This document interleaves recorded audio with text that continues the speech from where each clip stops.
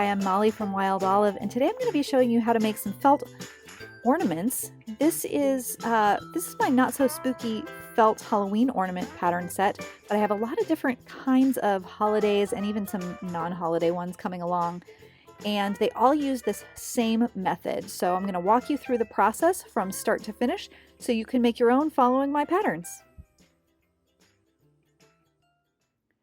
Okay, so first I have one of my sets of pattern pieces, and these are all going to be going on this dark gray graphite felt. And I try to group the pattern pieces by color. These are printed onto freezer paper, so the freezer paper, it has like a shiny plastic coating on one side and it's flat on the other side. So I printed this just on my inkjet printer. I ran a whole sheet through.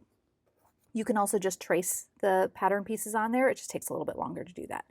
And so I'm putting that on there, ironing this. I have a whole video about using freezer paper to cut out your felt pieces, but this is now stuck on there and it makes it so much easier to cut out the felt pieces. I've already ironed, this is the large circle from the ornament. I already ironed the template onto that, and then the smaller pieces, when you use the templates, got a little bit of a messy piece of felt here, it's been cut into a lot. These pieces, I cut these out a little differently. Instead of leaving all of the traced templates or like this circle where I'm going to cut on the line, when I'm cutting the smaller circle on my ornaments, I cut out the template first. I put it onto the felt like this. I make sure that there's a little bit of extra room around all the sides, and you'll see why in just a moment. Iron that. So now that's stuck on there. And here we're going to see the difference between how I handle these things. So for the large circles and for all of the other pieces, what you do is cut out the template on the line.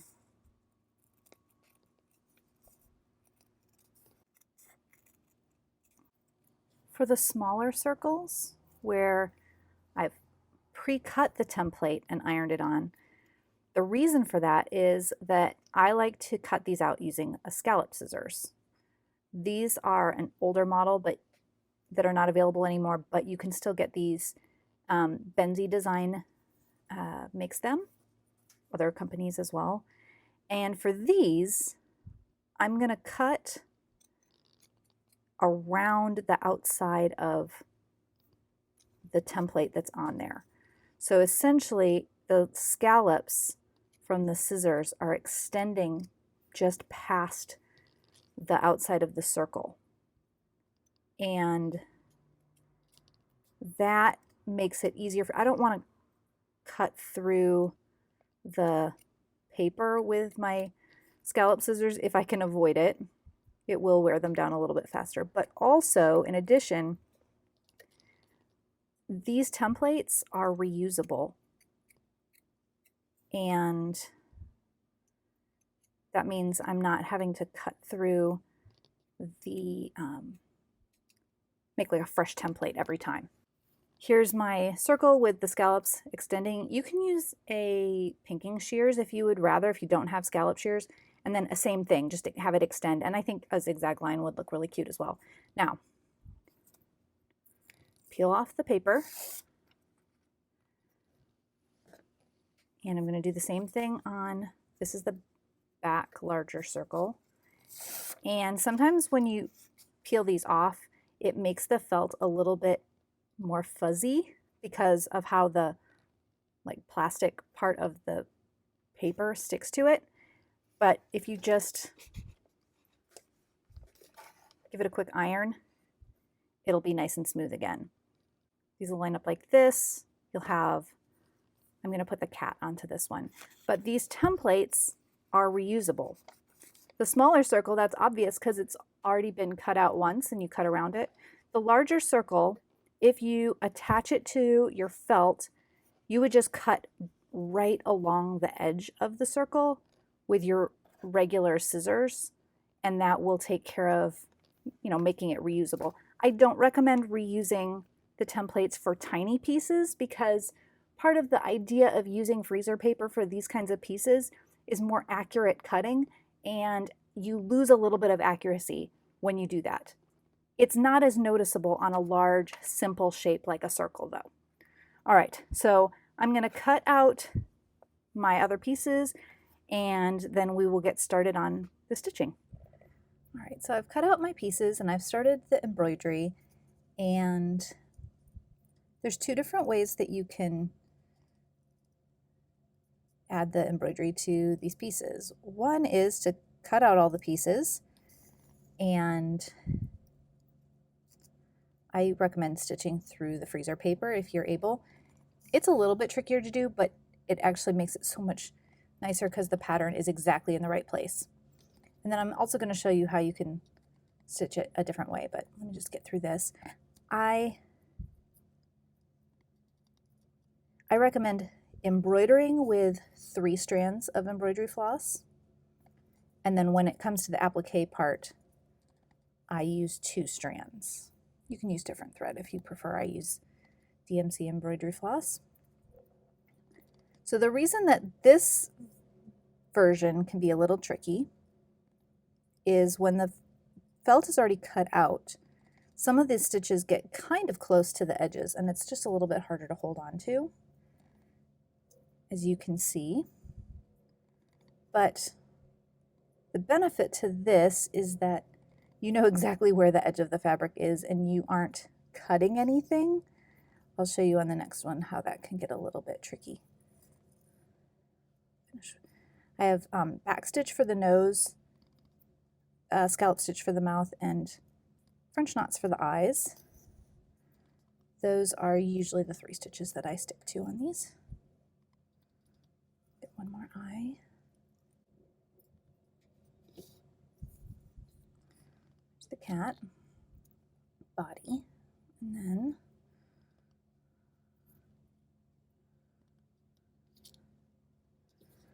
for the tail, you can see on this, I've left it not cut out, which gives me just a little bit more to hold on to, especially with this.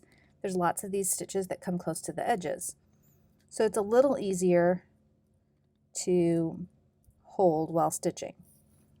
But because this is going to get cut afterwards, you have to be just really careful so that the stitches,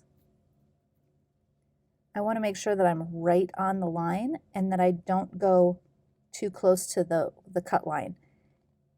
You really don't have to be super precise with this type of pattern that's on here because it's just fur and it can look more natural, but you don't want it to get too close to the cut line because when you go to cut this out after, it will be, you risk trimming the stitches and you really don't want to do that. This piece is trimmed and I made sure that nothing got snipped on the back. And now it's going to get to maybe the trickiest part of this part. I don't know. Depends on how you feel about these things. All right, so just like with the other pieces, you just can peel away the paper, but because you stitched through it, you have to deal with that part. And so you just want to tear the paper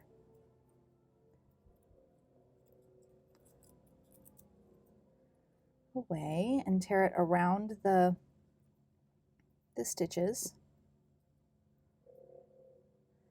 And if you use like your thumbnail to hold on to the stitches a little bit or find a way just to kind of grip it a little bit, that helps. Some people like to use tweezers for this.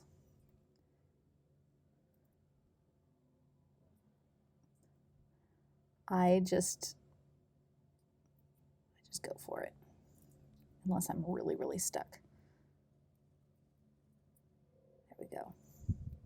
Okay, so there's the face. It's subtle on this because it's black stitched on a dark color, but I didn't want his eyes to look scary. This is the beast. Lots of stitches makes it a little trickier to go around, but you can just start making your way, tearing the paper away. Just try to hold on to the stitches themselves so they don't tug. All right, all of the paper is off of all of the pieces, including these little baby pieces. And so what I like to do is lay them out exactly as they're going to go. I end up usually taking the pieces off before I start putting them all down. Not always, just depends. But seeing exactly how they're going to be in place, that visual really helps. It doesn't matter that you can see it in the pattern. There's something about having it right in front of you to know where you need to place the pieces. I think it helps. Okay, so that's how that's going to be placed. Then I'm going to grab some matching gray thread. I'll use 2 strands and I'll start appliquing this down. All right, so I've set that aside. I'm going to actually pull the ears off of the backing for now as well, just because they're likely to move. But these are in the places that I want them. I'll double check before I really stitch them down, but feet are in the right spot for where the body is gonna be. So I'm gonna show you a little tip that I have learned. This doesn't always work, or you don't always need it to work. But I took a single strand of floss and I folded it in half so there's a loop at one end, and in cross stitch it's pretty common to use the loop method to start your stitching, and I found that it works for felt applique too. Sometimes you've got like an extra strand, or just trying to make use of what you have, and this you can start without a knot. So what I did is I came up through the fabric, I left that loop hanging there at the back, came back down, and now I can just catch the loop there, and that's nice and secure. So I can continue on. And I use applique stitch for this. I have a whole video that shows it in more detail, but come up next to the top, like through the backing, but next to the top piece, and then down through the edge of the top piece. Just tiny stitches.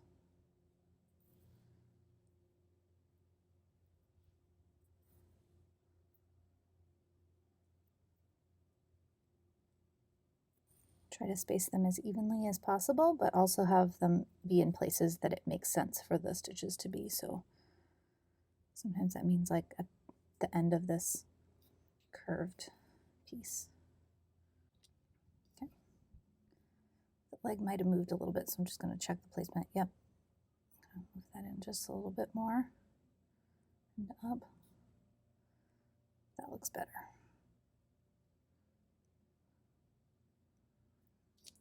So I'm just going to keep going without ending off the thread.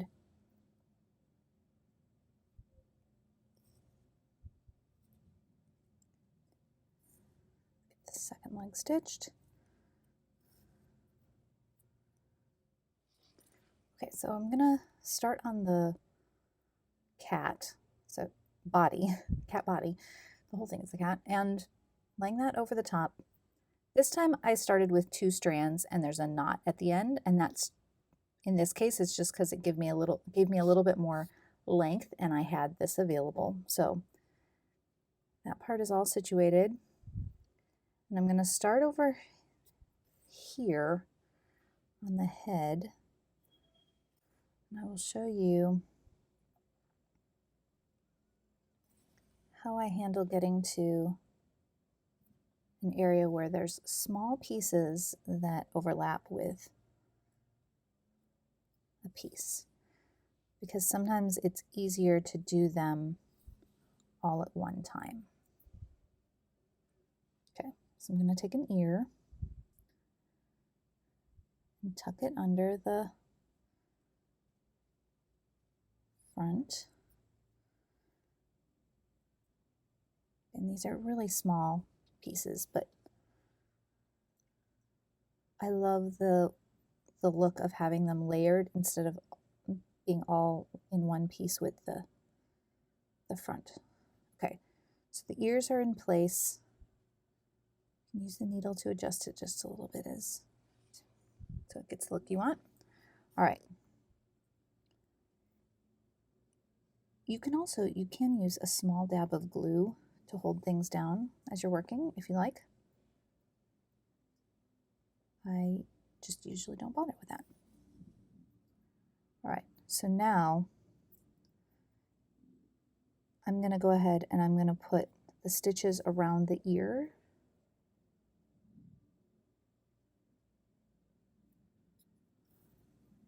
There's one on the side of the ear.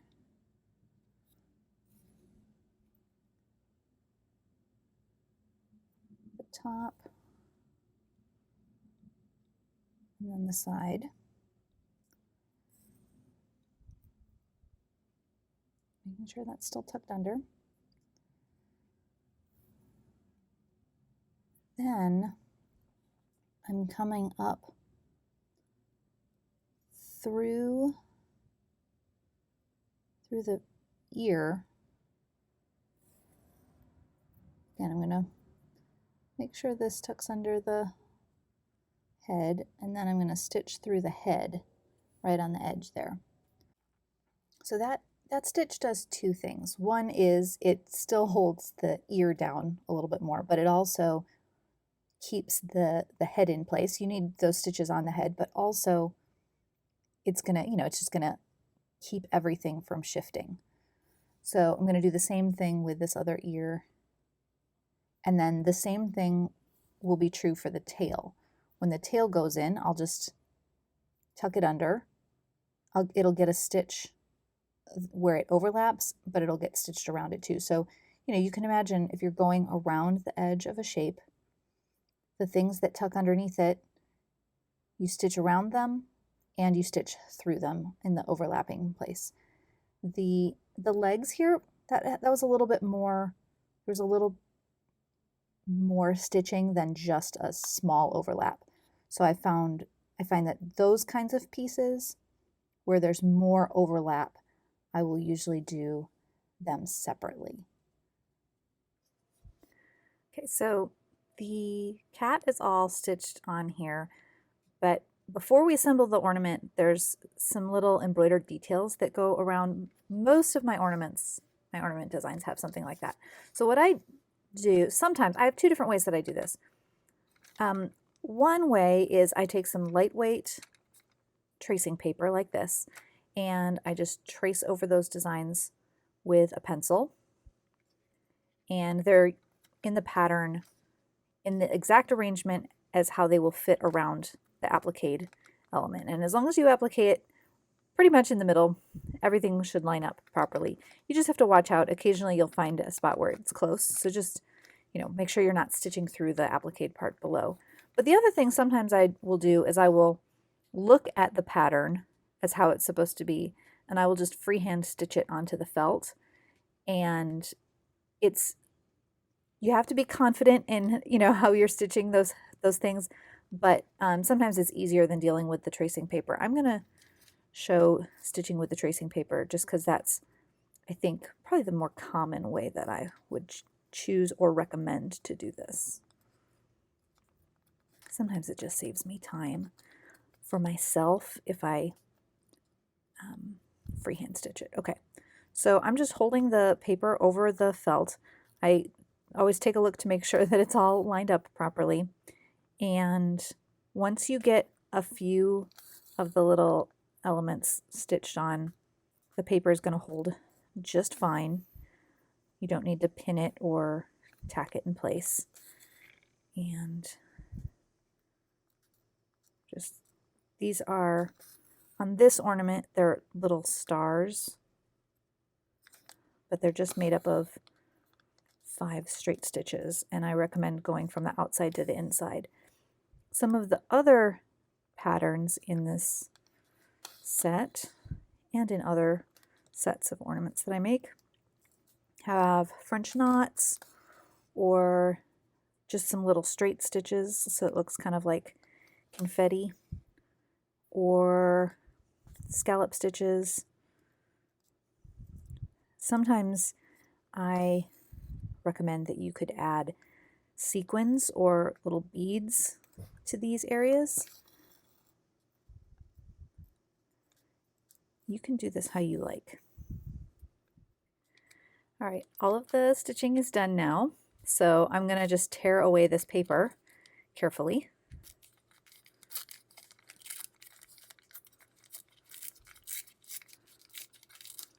That makes it a little easier to get into it. You can see how pieces will be stuck underneath the stitches, but usually grip them out. If you need to use tweezers here, go for it. Okay, last little bits here. All right, put that over there. All right, clear this away. So now we're going to attach this to the backing circle, and I always like to match the thread to the back color. So I use 3 strands, just like all of the embroidery, and I usually will start down at the bottom. And this is going to be running stitch around here, and I try to get the stitches to match up with the scallops. And I start by going through the back layer, but I want to make sure that it's in a zone where it'll make sense on the front. Okay. Let's go through the back. It's got a little tail there. I'm just going to tuck it inside. Then I'm going to come up through this next one. And this is really more like a back stitch in this particular case, because then I'm going to start the next one here. What that does is it hides the knot between the layers, but it also ensures that I'm catching both layers at each scallop along the way, because this is going to get stuffing in it. So it's important that this is like a secure seam all the way around. What will happen is at the end of this seam on the back, there will just be one extra little stitch that fills in between a gap. But on the front, you'll just have the running stitch. Okay.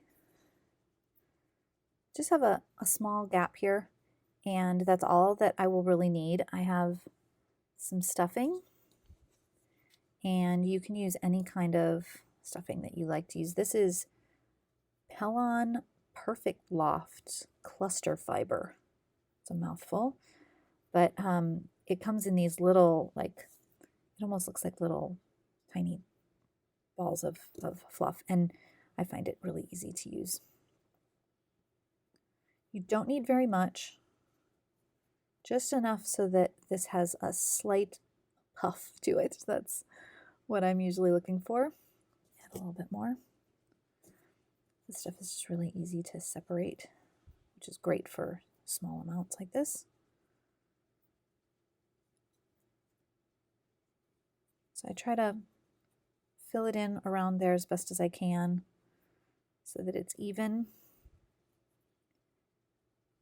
It's in there, and then we'll just close this up the rest of the way.